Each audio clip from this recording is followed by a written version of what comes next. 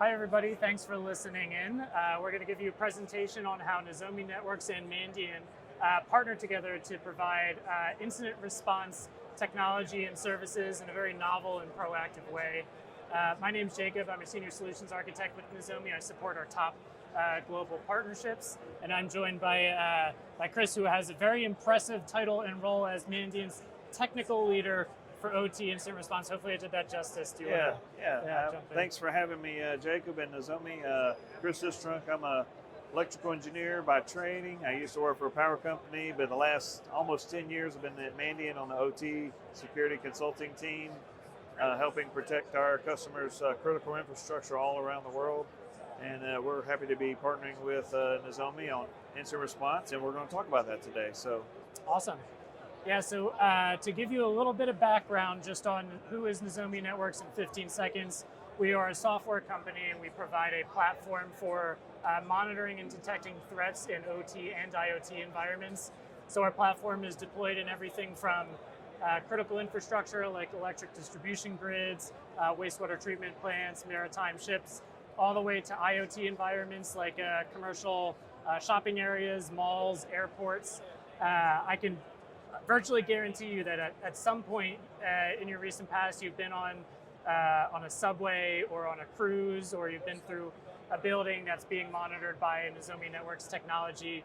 Now, with that said, no matter how good our software is, we rely on partners with specialized skills to deliver the value of technology to our customers. And Mandiant does that in several different ways.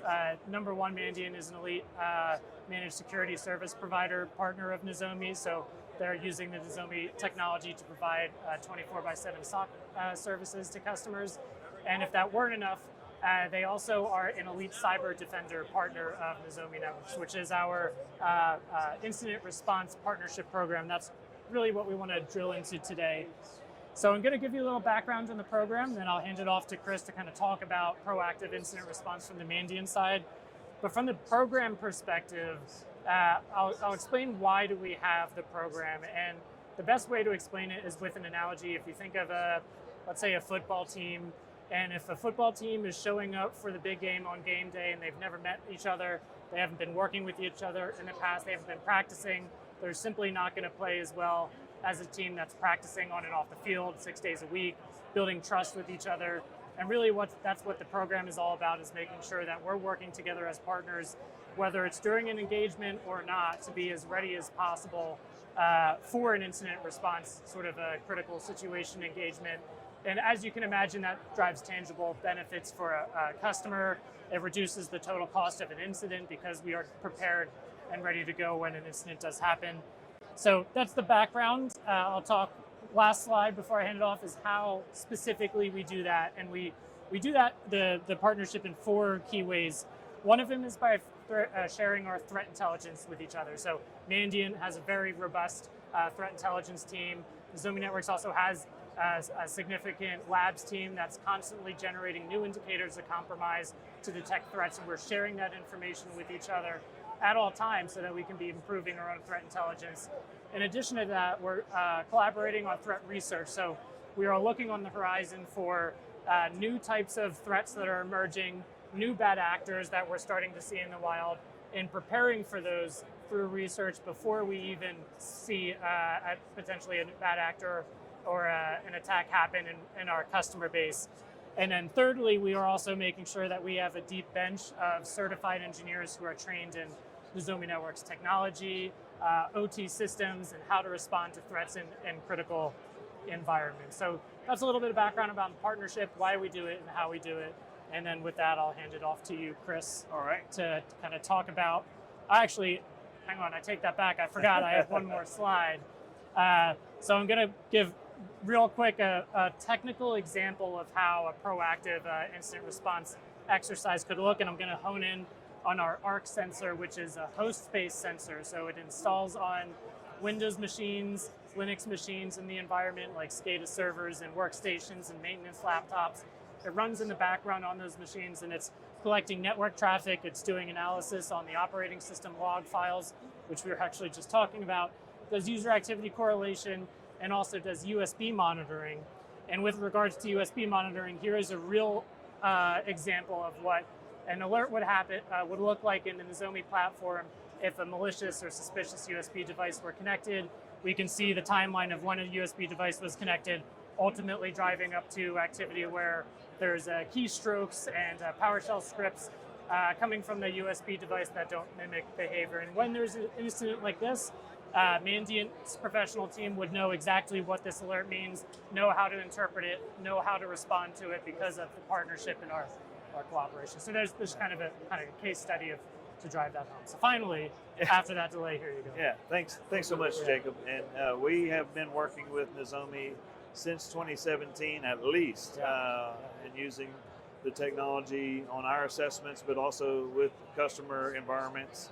So we've been able to help provide a lot of feedback, features, needs that customers have, and can help improve visibility and responsiveness when we're doing an assessment or even an incident response. So one of the key things for us when we look at helping secure OT is helping customers with their asset management. A lot of times they may have a spreadsheet of doom or just old, out-of-date documentation. So Nozomi Sensor is able to help stand up a asset management perspective, looking at all the different assets, either passively or actively, and they're able to help get an understanding of what systems are there, which ones are vulnerable, and help build a vulnerability management program with an asset management program, which is really great if you have one device that can help you with asset management and also incident response and cybersecurity. So the second piece is network architecture, where we help place these sensors in a customer's network where they need the most visibility. Most of the time we help deploy that in the ingress-egress points between IT and OT. Most of the time it's a DMZ or a firewall or a switch, and that's a really great place to start, but they have the ability to deploy all the way down to level 1 devices, including only with the new Arc Agent. If you've got some Windows systems down in those environments, they can deploy that and get that visibility. Otherwise, you could just have to rely on the network visibility that Guardian already has. And I already mentioned about the vulnerability and patch management, but if you don't know what you have and you don't know what's vulnerable, then you can't really protect it. We always highly recommend you focus on your Windows and Linux systems first, because 99% of the time, attackers are going to go after those systems first. And you're able to get that visibility into those Windows and Linux systems and help fix those patches, fix those security holes first. Exactly. With that. Is this your slide or mine? Okay, my slide. Yeah. Okay, the colors changed. So same exact slide, now it's just blue. Yeah. So whenever we do an incident response, one of the biggest things that we need is log collection. What logs are available? If you don't have any logs available, it's really, you're going to have to start over. Logs help understand what an attack happened, or if it was an honest mistake, someone made a mistake at 5 o'clock on Friday, you can go back and look at the logs and determine what changed, what errors there may be, what users access the system, and that really helps with an incident response. I'll give you an example. We had a joint customer that had ransomware in their OT Windows 7 machine that had no antivirus. Well, we were able to get that alert. The customer was able to get that alert from the Nozomi sensor. We worked with the client to pull all of the logs off Nozomi to then look at the Windows systems that were infected. And of course, they all matched up and gave us further clues to which was patient 0, which was the very first infection source. Right. And so we were able to do our forensics analysis on that system that Nozomi didn't have awareness of. Because you were given the example where it was connected into the network for the first time after being infected a year ago, and as soon as it was connected, that's when the visibility was there. But Nozomi didn't have awareness of the very first infection. Exactly. Because it was connected monitoring their plane network. Yeah. Right. Yeah. Exactly. So being able to detect even when there's an unexpected change, but also known malware, and even with the learning capabilities in Nozomi, you can detect anomalies that occur once you've set that up properly. Yeah. And then obviously with the response, we were able, since this this client already had Nozomi installed, we were able to find out more fast which systems were affected, where we didn't have to start from scratch. It was really easy. We were able to help develop additional scripts and queries in the Nozomi for that customer. They were able to look to see if there's other malware involved, not just that one that was ransomware.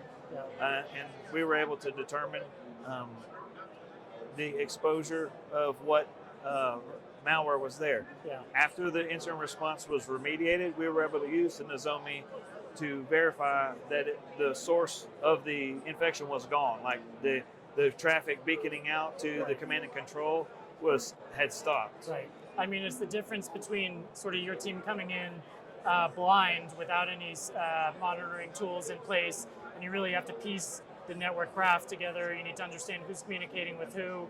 You're still going to get there. You guys will, but you don't have all the information that you need to get started. So you have to do the data collection. It gave us the eyes and ears because we already had those log sources available. Exactly. Whereas typically, if there's no sensor, we would have to manually go pull Windows event logs, Windows security logs, syslog, no telling how long they go back for. Right. So that sensor really helped speed up that incident response. Right. So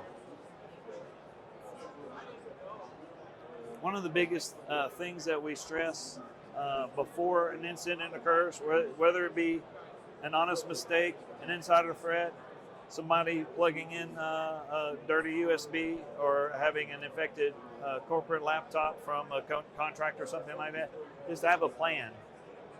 Humans make mistakes, and there's always going to be something that goes wrong when you don't want it to. So having an incident response plan helps minimize the impact to that incident response. It reduces the amount of time. It also communicates with the key people that need to be involved. And oftentimes, you can take the existing business continuity plans that are in OT environments and add cyber to that, and that will be a really good start if you don't have an incident response program. Plans and playbooks is really important. We always recommend to have a playbook for commodity malware or any type of malware in OT environments. If you can't protect against commodity malware in OT environments, then you can't protect against targeted attacks. So starting with that very basic, what do you do when there's commodity Windows malware in that system? How can we respond to that in a quick manner and the right way? So having that documented is going to save a whole lot of time and communicate to upper management how long it might take or how we can reduce the impact. Right. And then also the last piece, that's practicing what these plans are for, doing tabletop exercises. Yeah. So this is like a pressure test of the actual incident response plan, and it can show where there may be weaknesses in your incident response plan or in your playbooks, to where if you simulate an actual incident, then you can put that feedback into your incident response plans and make them better. Also, the more you practice at something, the better you get at it. So where I came from, a power company, we had a very good tabletop for hurricane response. We had to do a lot of hurricane response, so we got really good at it. Yeah. Hopefully you don't have to do a lot of malware incident response at your company, but if you practice it, you won't be caught flat-footed. Yeah, you'll be able to reduce the total cost of downtime. It's sort of like the customer version of through the Elite Cyber Defender Partnership Program, where we're constantly feeding each other information, improving our own back-end processes so that we can deliver services and technologies as effectively as possible. The tabletop exercises, again, on the same strain of a constant improvement and feedback loop. And that's something that we appreciate with Nozomi. If we have a detection that we want to deploy into Nozomi, right. and it's not available today, we work with Nozomi to get that detections added, and it's just a smart thing to be able to do that, to have that relationship there. So exactly. All Awesome. right, I'll turn it back to you, Jacob. Well, yeah, with that, hopefully that was informative. If you guys have any more questions or want to learn more, please do visit nozominetworks.com or mandiant.com. Thanks for listening. All right, thank you.